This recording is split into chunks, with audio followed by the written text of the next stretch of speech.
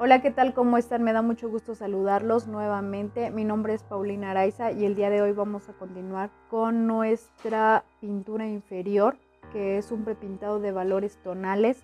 El día de hoy vamos a ver la pintura inferior en dos colores. Dichos colores van a representar en nuestra pintura las zonas de luz y las zonas de sombra, y también van a representar nuestras temperaturas cálido y frío. Anteriormente trabajamos ya estudios de valores con tonos tierra, aclarados al agregar barniceta y aclarados con blanco. Trabajamos también estudio de valores con tonos compuestos por dos colores, pero si se fijan, esta transición de la luz a la oscuridad oscila en un mismo tono, con una misma temperatura, y a diferencia de las láminas anteriores, nuestra lámina del día de hoy se divide, podemos decir, en dos partes, en las que vamos a trabajar el amarillo para representar a la luz y nuestra temperatura cálida, y el azul para representar a la sombra y nuestra temperatura fría. Vamos a hacer también una escala de valores dentro de cada una de estas polaridades, que es la sombra y la luz, y no solamente realizaremos el estudio de valores como tal, sino que ya vamos a dotar a nuestra imagen o motivo que vayamos a realizar de temperaturas, aparte del estudio de los valores.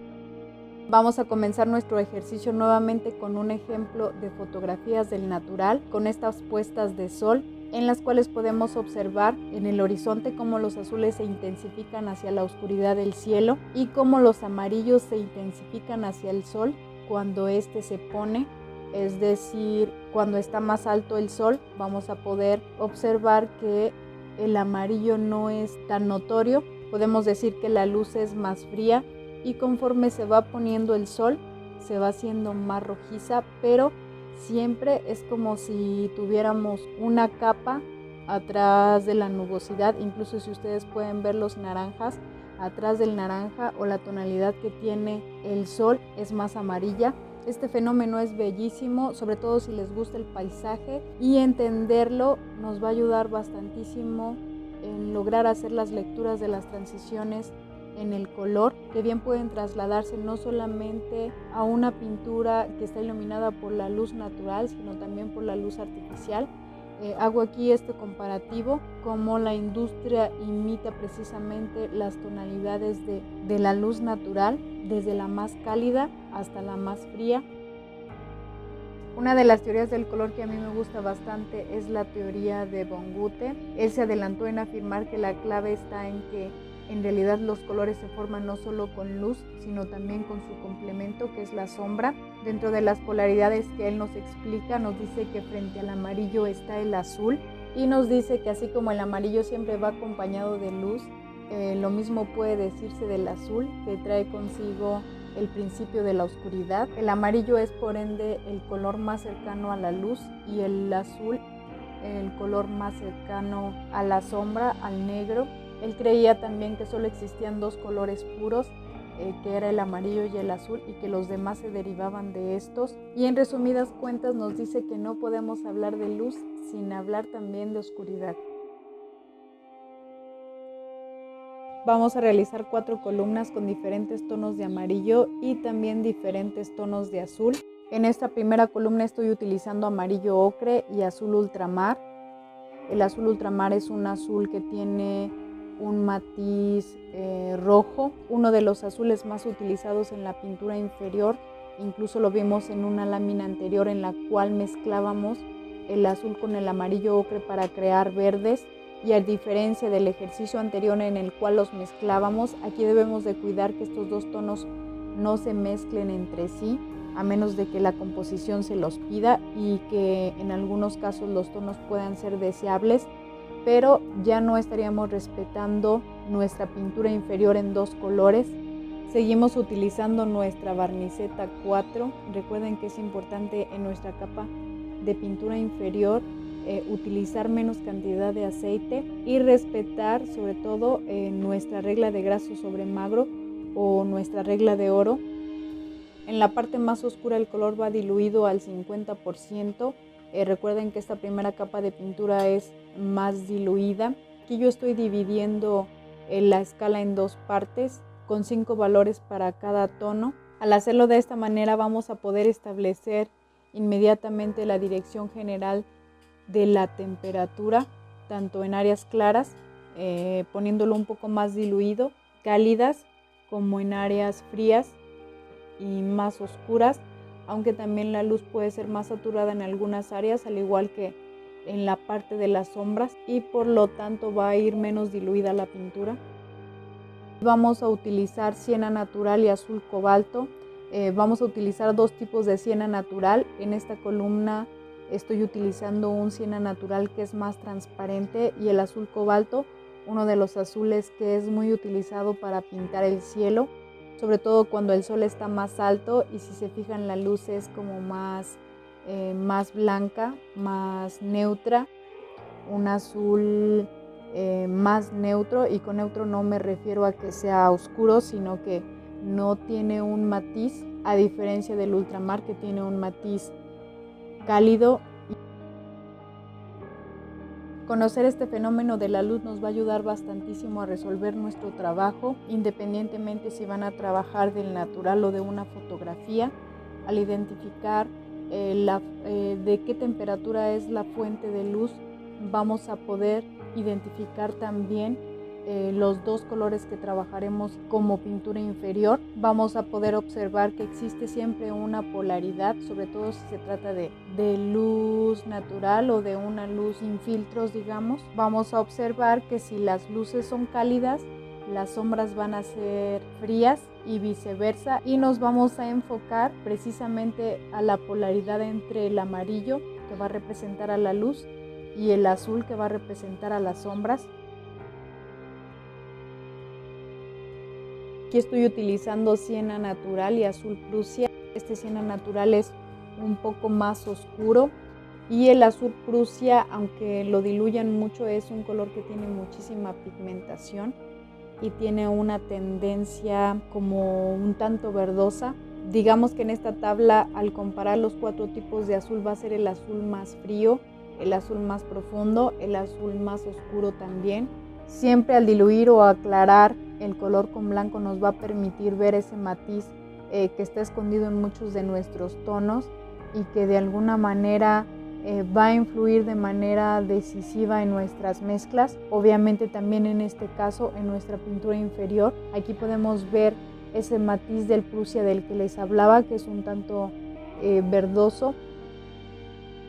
Comprender el comportamiento de la luz natural y artificial nos va a ayudar bastantísimo, sobre todo si se trata de resolver las primeras capas de nuestra pintura, tomando en cuenta que si tenemos un objeto que tiene un color determinado, la clave va a ser bajo qué tipo de luz esté dicho objeto. Dicha luz va a ser determinante en las tonalidades que adopte el objeto, dependiendo de la temperatura y también dependiendo de la intensidad. También se van a ver modificados los tonos. Según el tipo de luz que ilumine nuestro objeto, vamos a ver cierta polaridad en su luz y su sombra.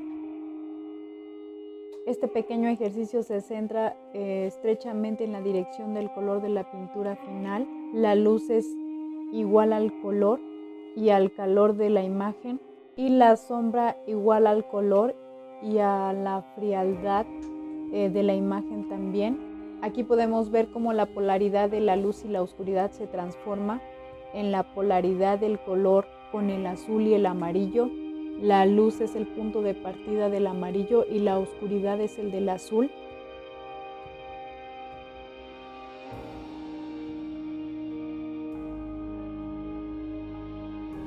Ya por último vamos a utilizar un cobalto de otra marca. Este cobalto hará unos 10 años, no voy a decir la marca, era un azul más limpio a mi parecer, más neutro, y es un tono que pasó de ser más neutro a un tono como un poco verdoso grisáceo, incluso con un matiz más verde que el Prusia, como pueden observar aquí al aclararlo, y es un azul que pese a su cambio de tonalidad sigo utilizando. Digamos que es un tono anexado a nuestra paleta, y aquí la polaridad de este azul es un sombra tostada. Como lo mencionaba en uno de nuestros videos anteriores, el sombra tostada está considerado como un amarillo, pero un amarillo en escala muy baja. Digamos que podemos utilizar para representar a la luz cuando la luz no es tan luminosa. Si se fijan aquí, todos los amarillos que utilizamos son cromáticos neutros, no son tan luminosos, son tonos que se van a utilizar en la capa inferior, sobre todo si van a trabajar un paisaje más realista.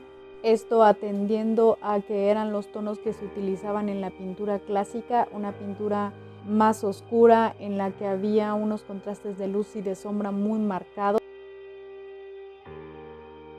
Este tipo de pintura inferior es más difícil que la pintura de fondo monocromática, como la hicimos con los ejemplos de las tablas anteriores, ya que requiere una mayor capacidad para interpretar los colores dentro de la escena.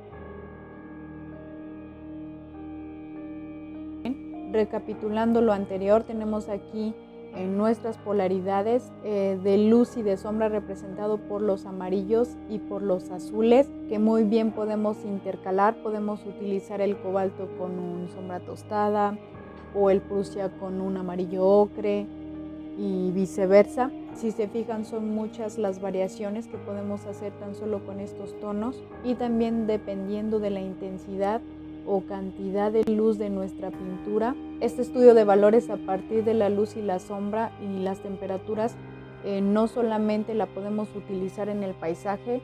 Yo puse un ejemplo de paisaje porque es más fácil percibirlo en este tipo de ejercicios, pero muy bien se pueden traducir a un retrato o cualquier objeto bañado por este tipo de luz cálida, ya sea natural o artificial.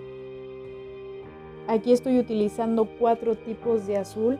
Elegir el azul correcto es decisivo en el acabado de nuestra pintura. Recuerden que aunque es un tono frío, tiene ciertos matices y por ende va a influir en las capas superiores, sobre todo si van a trabajar tonos claros. Algo que es muy importante al aplicar en nuestra pintura inferior con estos 2 tonos es que no se mezclen entre sí.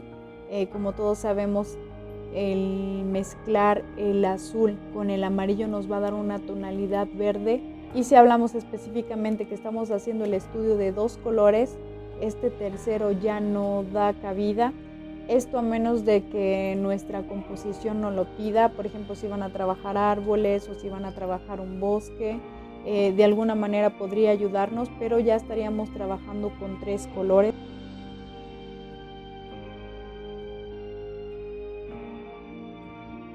En este ejemplo que elegí de paisaje para mostrarles un poco sobre la aplicación, en la capa inicial estoy utilizando un amarillo ocre que va a corresponder a toda el área de luz, y el azul ultramar que corresponde a la zona más fría o el área de sombra, en este caso el mar. Puede que en algunas imágenes como en las que les mostré al principio no necesariamente esté tan marcada la división entre la luz y la sombra.